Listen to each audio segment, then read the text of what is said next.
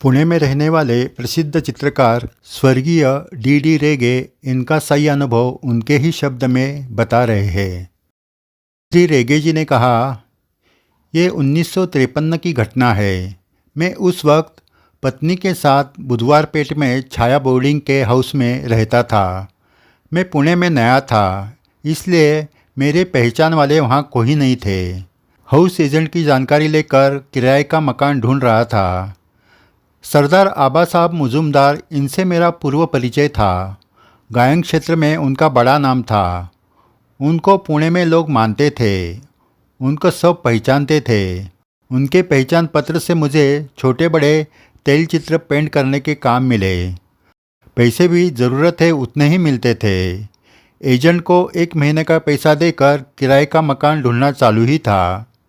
श्री साई का नाम लेकर एक एक दिन किसी तरह निकल रहा था। श्री साई बाबा पर पहले से ही मेरी श्रद्धा थी। स्नान के बाद पहले श्री साईनाथ स्तवन मंजरी पठन करता था और उसके बाद ही मैं अपना दिन भर का काम चालू करता था। उनके ही कृपा से सब कुछ ठीक होगा, ये मेरी श्रद्धा थी। उस वक्त मैं एक बड़े आर्थिक संकट में था। सिर्फ 1 हफ्ते में कुछ काम हुआ तो मैं उसमें से पूरी तरह बाहर निकलने वाला था। श्री साई बाबा पर भरोसा रखकर अपनी सेवा चालू रखी थी। सिर्फ उनका ही मुझे आधार था। उस वक्त मेरा एक मित्र मुझे रोज़ मिलने आता था।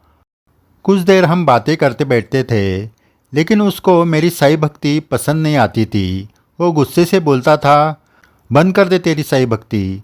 हर किसी से कर्म से ही सब कुछ होता है, इसमें साई बाबा क्या करेंगे।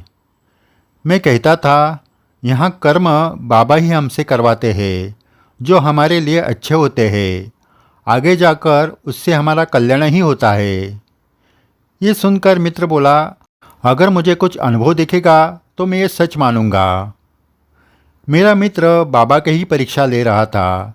मैंने भी ठीक है ऐसे मित्र से कहकर बाबा पर भरोसा रखा। एक दिन मैं सोया था, तब मुझे एक सपना आया। सपने में एक गांव दिखा। मैं चिंता से एक पेड़ के नीचे बैठा था।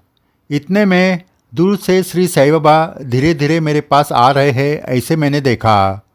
कफनी पहने हुए, सिर पर वस्त्र लपेटा हुआ, हाथ में भिक्षा पात्र लिए हुए वो धीरे धीरे चले आ रहे थे।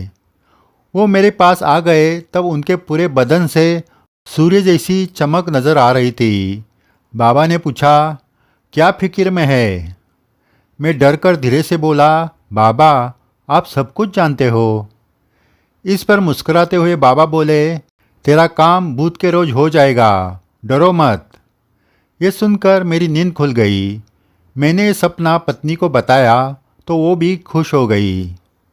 दूसरे दिन मेरे मित्र को भी मैंने ये सपना बताया। उस पर मजाकिया शब्द में हंसकर बोला, देखते हैं क्या होता है। लेकिन साई के शब्द कभी खाली नहीं जाते। वो सपने में भी बोलते हैं, वो सत्य ही होता है। इस पर मेरा पूरा विश्वास था। अगले ही हफ्ते में बुधवार को मुझे एक टेलीग्राम आया। उसमें लिखा था कि मैं सभी आर्थिक संकट से मुक्त हुआ हूँ। मैं और मेरी पत्नी तो खुशी से झूम उठे। बाबा ने सपने में दिया हुआ वचन सत्य किया था। दूसरे ही दिन मैंने वो टेलीग्राम मेरे मित्र को दिखाया तो उसका चेहरा शर्म से उतर गया। उसने भी श्री साई की अनुमति मान ली। हम सभी श्री साई बाबा के सामने नतमस्तक हुए। साई भक्तों, कोई कुछ भी कहे, अपनी साई सेवा कभी मत छोड़िए। संकट तो आते रहेंगे, लेकिन उसका हम पर असर होने से पहले ही बाबा वो दूर कर देंगे। जय साई राम। साई बाबा के अनुभव आज भी भक्तों को आ रहे हैं।